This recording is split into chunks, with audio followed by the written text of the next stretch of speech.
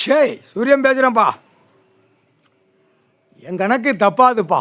நான் போடுற கணக்கு என் ஈசன் விளையாடுவான், என் நண்பன் விளையாடுவான். உலக நாடு எப்பா தமிழ்நாட்டில் அரசியல்வாதியை மாற்றி மாற்றி மார்க்கத்தில் விட்டு ஓட விட்டு அப்படியே தவிக்க விடப்பா. நமக்கு டைம் நெருங்கி வந்து கொண்டே இருக்கிறது. சூடு வைக்கிற கல் சூடு நம்ம மூளை தான் அப்படின்னு இவன் நினைக்கான். யார்? நீதிமன்றத்திலேருந்து வழக்கறிஞர் கோட்டாரிலேருந்து அத்தனை அரசியல்வாதி அந்த நினைப்பு அந்த இருக்கக்கூடாது. நீ வெயில் நட்சத்திரத்தை நீ இறக்குத, மூளையை கசக்குவன்னு எனக்கு தெரியும்பா. நீ கைட்ட நட்சத்திரம் விட்டா அவன் மண்டை மூளை சிரசில் அந்த பவரை இறக்குவ. இறக்குனோட மாண்ட பேல நச்சிருவ. 13 கணக்கு நோய் கணக்கு மாண்ட பே அழிக்கிற கணக்கு உன் சூரியன் நட்சத்திரத்திலே நீ கையில் வச்சிருக்கியாப்பா. இன்றைக்கி தானப்பா சொல்லுத நண்பனே.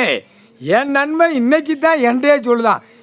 என்ன காரணம்? இது வெளியே போய் ஏறக்கூடாது. வெளியேறினா மாண்டப்பே உஷாராயிடுவான். ஏற்கனவே படித்து பூமி அழிச்சு வச்சுருக்கான்.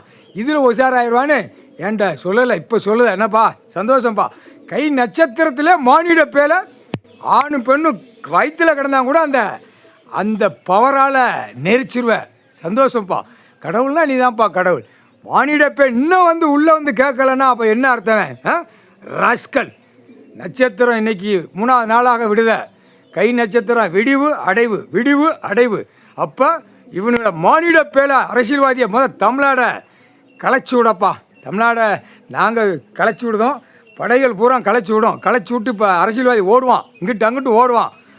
ஓட விட்டு இவனுங்களுக்கு தக்க தண்டனை. நடு ரோட்டில் சப்பாத்தி கல் தோசைக்கல்லில் தூக்கி வச்சு இதாண்டா ஒரே பாயிண்ட் தண்டனை. மற்ற தண்டனைலாம் ஒரு மயிரும் கிடையாது. இவன் போட்ட கடவுள் போட்ட ஏடில் எழுதின கணக்குடா தண்டனை. இது ஜட்ஜிகளுக்கு புரியும். ஆஹா சூடு வச்சாச்சுன்னா 1 வருஷம் 2 வருஷம் அவனுக்கு ரணவழி, அவன் சாவுது வரைக்கும். இல்லையா நோய் வச்சுருந்தானா 10 நாள் சுடுகாட்டு எரிப்பு போயிடுவான். வழக்கறிஞர்கள் தெரியும்.